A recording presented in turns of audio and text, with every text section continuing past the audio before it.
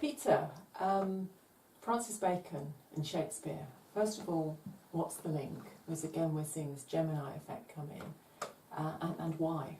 Yes. Well, I think there were two Shakespeares. The one Shakespeare was the immortal author, because immortality is associated with poetry, and the poems make that, they immortalise the writer.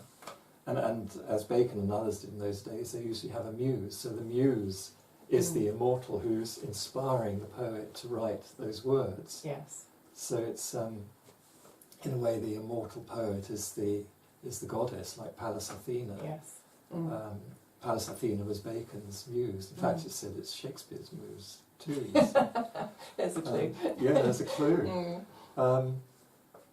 And then the Shakespeare is also the name of a mortal man, and not Bacon, but the person from Stratford-upon-Avon. Yes. Although his name was spelt and pronounced differently to start with, but it was, as time went on, and he was employed to do this work, to work with the author, the poet.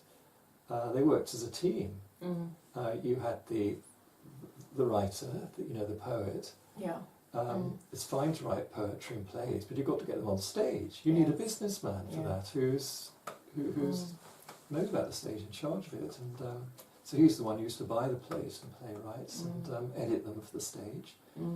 Ben Jonson has a lot of complaints about such a person, because writers often don't like to see their work edited. Absolutely. But of course they have to be to make them presentable and to fit into the time scenario. They still do it today at the Royal Shakespeare Theatre in Stratford and the Globe in London. Yes, they still cut it. Bits, yes.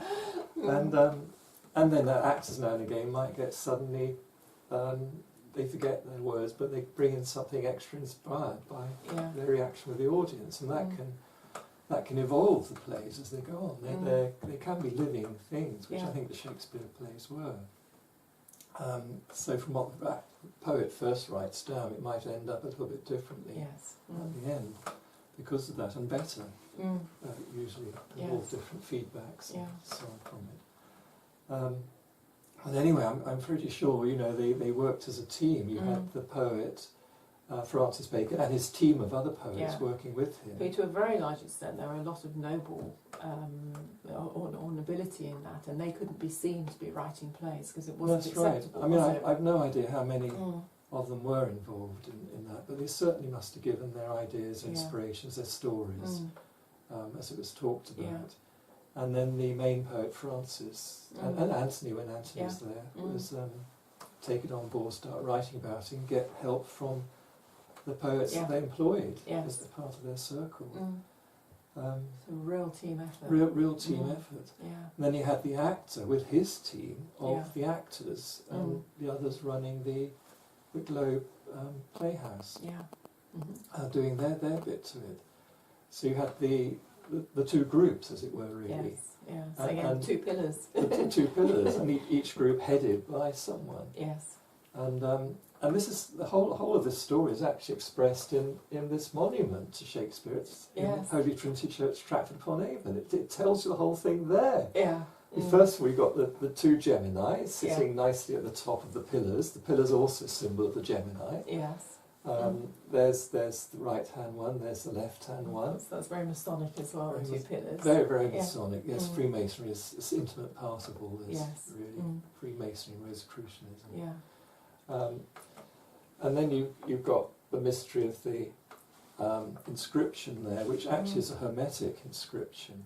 It's divided into three parts. There's Latin, 2 lines of Latin at the top, 2 lines of Latin at the bottom. And then between you've got lines in English. So 3 distinct areas, like the 3 worlds of Hermeticism, the natural world, the body, mortal world, then the world of the soul, and then you've got the spiritual world up above, the immortal world. And the 2 first lines describe the author as the immortal. Yeah. He lives in Olympus, he's an immortal. Right.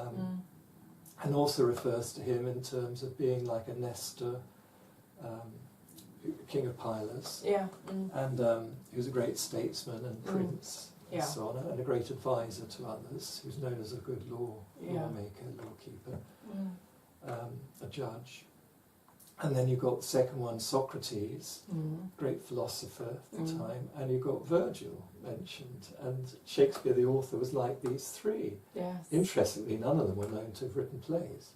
That's very interesting. It is, actually. But it's thought, some people think, the plays were written by them, but they were put out under the names of other people. So anonymous. Anonymous, And then the bottom two lines about the actor who has actually died. Yes. He's mortal.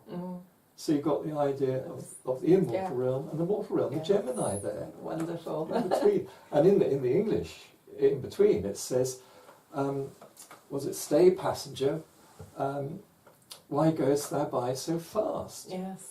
It's just like Portia's thing in The Merchant of Venice, when Shylock's about to plunge the knife into Antonio's chest, get the heart out. Yes. Portia says, wait a moment, haven't you forgotten something? Or words like that. Yeah, absolutely. Hold a bit. Pause a moment. Think about this. And of course, The Merchant of Venice turns out a whole different scenario. God, I hadn't thought about that. If I felt kill Antonio, I'd be hanged. Yes, absolutely. Yes, unexpected consequences. Yes. Yeah. Well, this is telling you the same thing. Yeah. Pause a moment, look at this much, much more carefully. There's a different story here to what you first think. And the clues.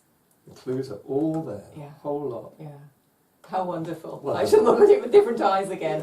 Thank you so much. Thanks, Sarah.